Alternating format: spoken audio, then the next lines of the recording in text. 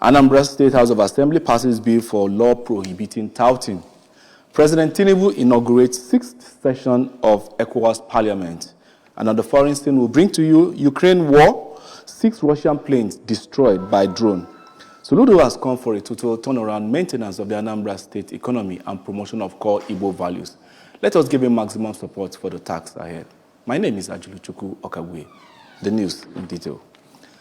Anambra Governor's wife, Mrs. Noye Soludo, has asked parents to invest more time in teaching their children the values of love, kindness, and hard work, and dwell less on possessions and acquisitions of wealth.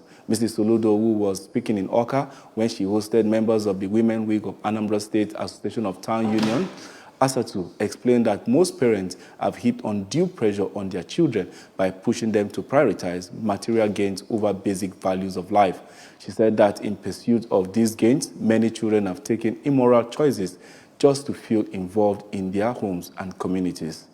The governor's wife regretted that basic values like love, respect, kindness, and hard work have been struggling in the midst of rising social decadence, forcing homes and communities to deal with issues of restiveness and crimes.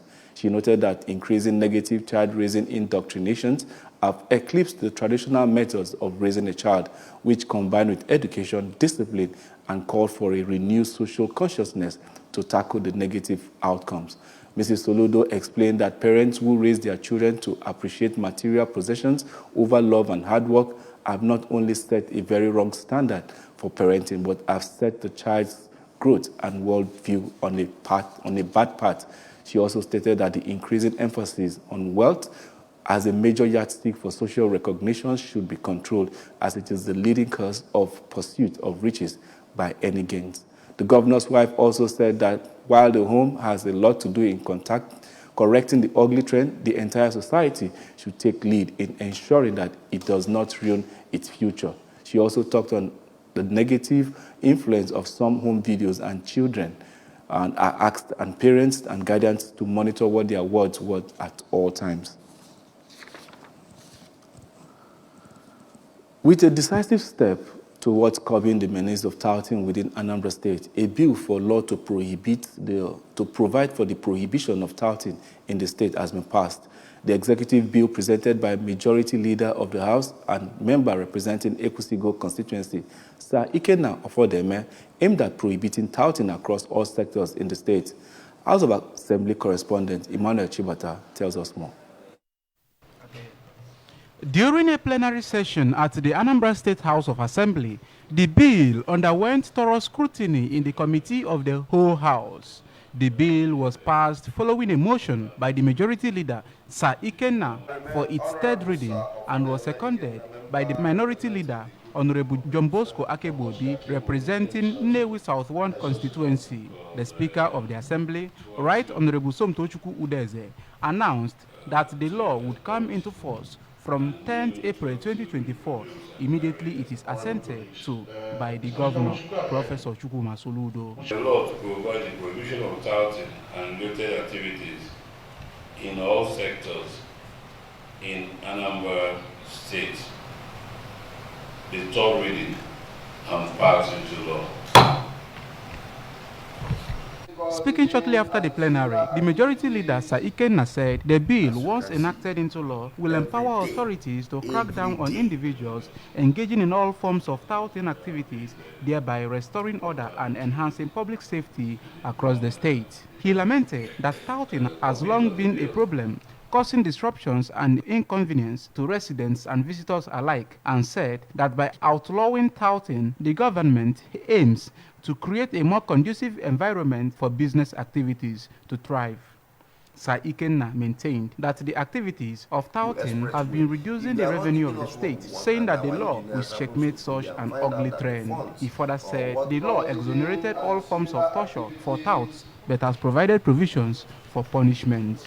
Every day, people cries too much. The way it affects Anambra State much, as why we have not been able to raise our IGR was actually what triggered the production and for us to work towards this anti-touting bill.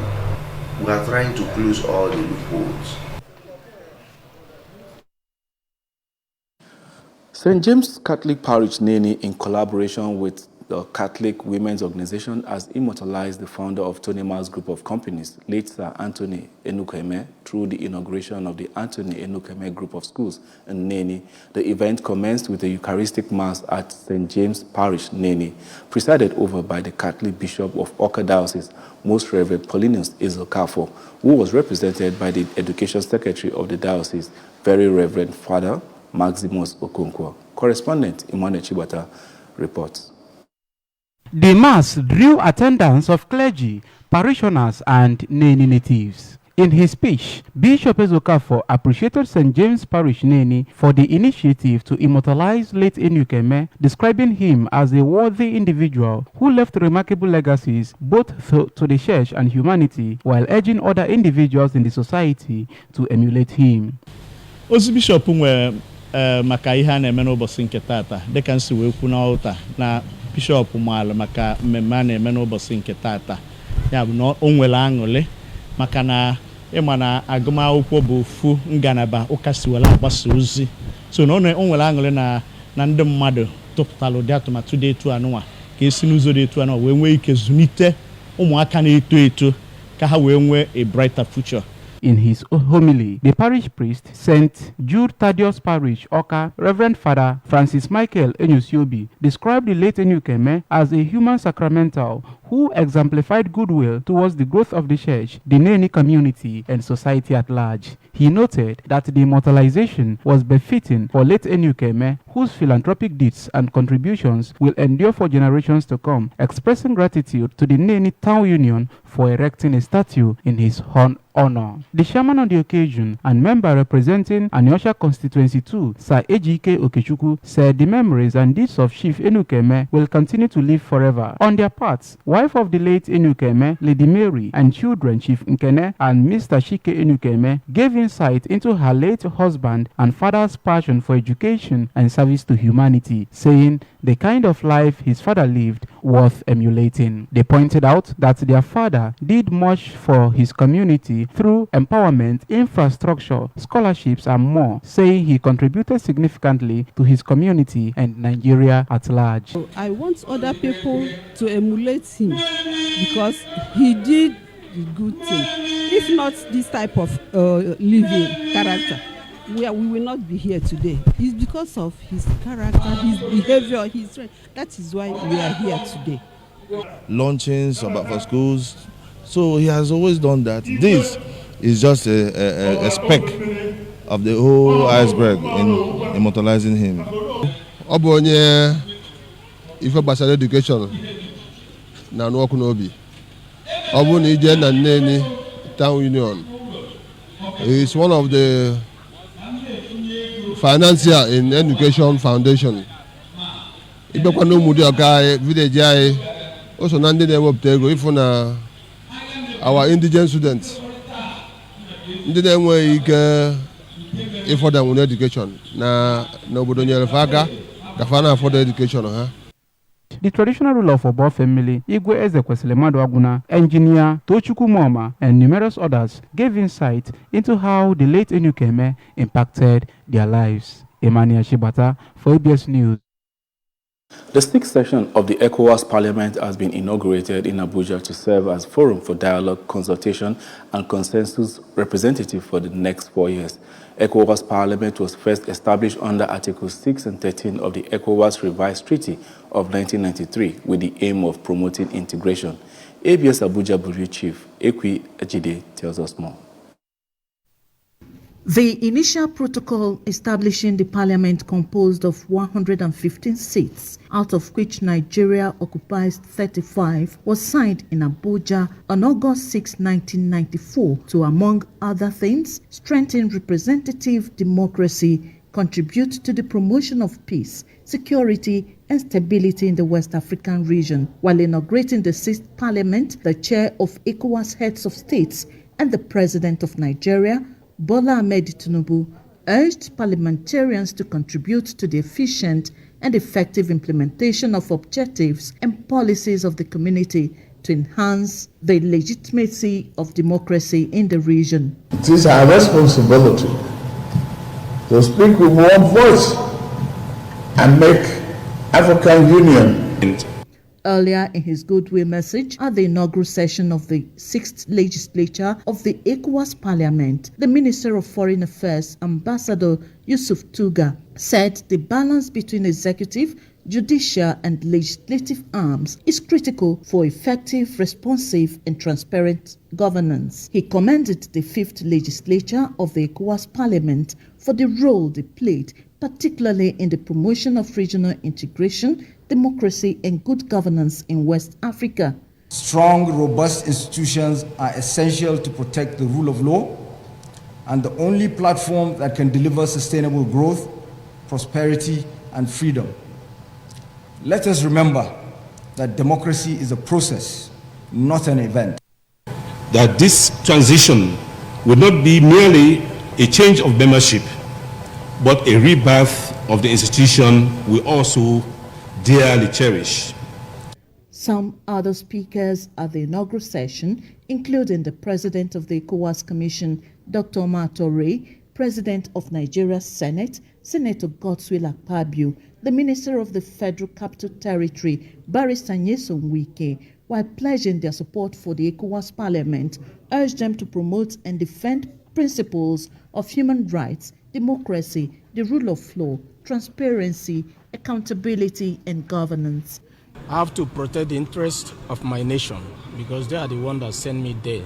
At the same time, protect the interests of the ECOWAS that I'm representing. We have a lot of insurgency across the sub-region. So it is our responsibility to work with the ECOWAS Commission and to work with the ECOWAS heads of government. The 6th Parliament is expected to be headed by a speaker from Togo, based on rotational basis. And now to some foreign news. Ukraine has carried out a drone attack against targets in southern Russia and claims to have destroyed 6 Russian planes at an airbase in Rostov region. Security sources told newsmen that Ukrainian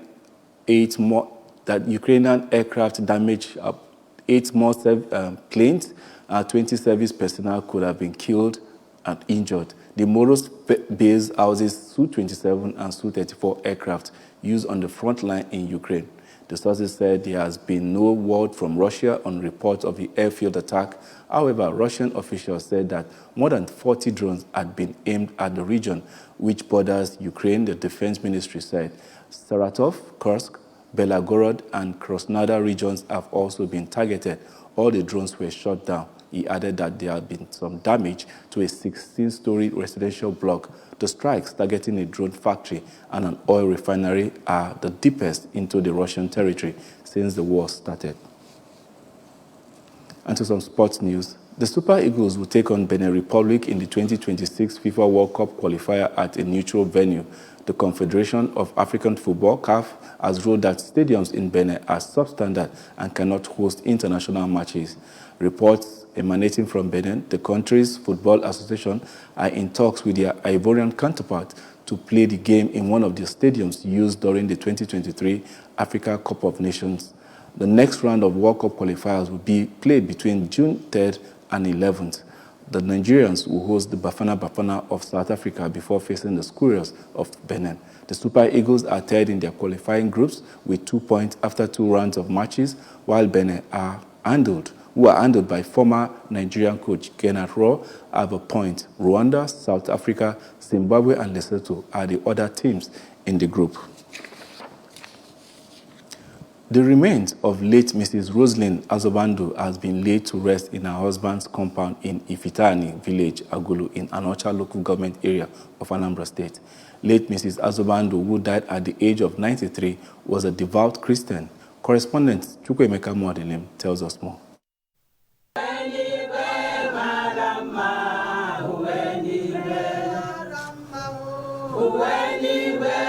The final journey of late Mrs. Azobando commenced with a funeral service held at her husband's compound, where the choir thanked the Almighty God for the life of the deceased through special renditions. In a sermon, Venerable Geoffrey Orji charged Christians to always prepare for death, which is inevitable, by living a holy life so that they will make heaven after their sojourn on earth. Venerable Orji thanked God for the life of late Azobando, whom he said was kind-hearted and submissive to her husband till her death, and enjoined married women to emulate the lifestyle of the deceased by being kind to people and submissive to their husbands for them to make heaven after their lifetime on earth. Now, this woman, Inen Dreanya, Oyirendumboy, Mboye, Wonye, Nenema, Obi Yocha, Onaha like a mother or Nampa. If woman, Nagaya, Ganya mother, Inan, if not Karatonia, In a funeral oration delivered by one of the daughters of the deceased during the service, Mrs. Ijoma Neji Azobando described her late mother as God-fearing woman who loved her children and humanity as she went far and wide to provide for them and the needy. We are in this sorrow, we are mourning, but we take solace that you are in the bosom of the Lord. That has no sting, sorrow or sign for those who died in the Lord, because we know you have died in the Lord. You have just entered the gates to eternal bliss, peace and rest.